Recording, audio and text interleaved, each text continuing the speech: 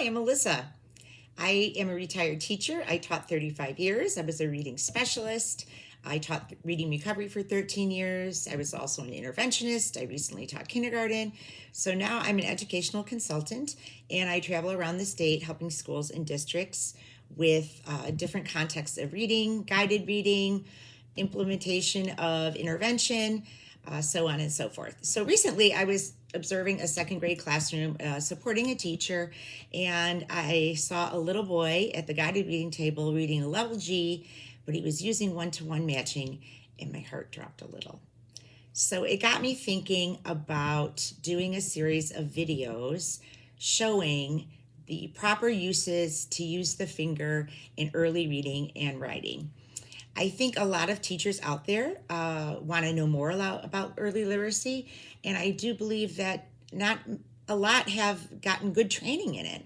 I was lucky enough to have reading recovery training. It was the best training I ever had in my life, so I'm very grateful for it. So I want to share with you some of the things that I learned that I think could help you and your students. So today here is the first of the series, and we're going to talk about why dropping the finger for one-to-one matching is important. So why drop the finger? In guided reading levels A and B, the purpose of using the finger for one-to-one is to match voice to print.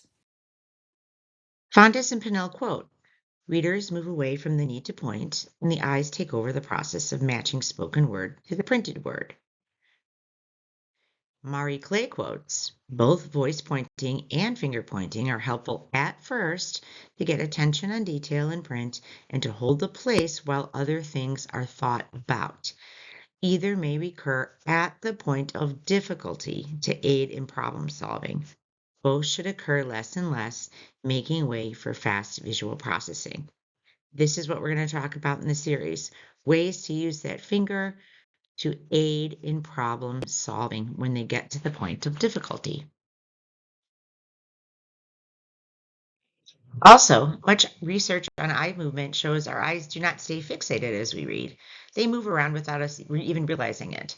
It is common for them to unconsciously move ahead 7 to 9 spaces. So, when we hold on to the one-to-one, the child's eyes are not being trained to move forward.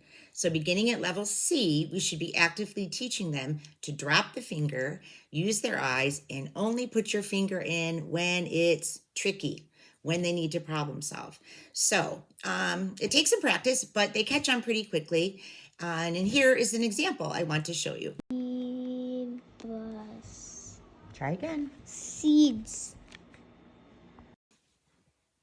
In this video example, you can see she had trouble with the word seeds. She was reading with her eyes. I prompted her to put her finger in because it was tricky. Take a look at the word, slide your finger across, right? We first prompted for find the part you know, which you can see with the tape was C. Then she used that part to slide across in one breath and get the word seeds. I gently took her finger out and had her continue reading with her eyes. So she's in the process of learning. I put my finger in when it's tricky, I take a good look at it, and then I take it back. Thanks for listening, and I hope you come back for some more real life examples of how to use that finger to problem solve in early reading and writing. Please consider subscribing and ringing that bell for notifications of future videos. See you soon.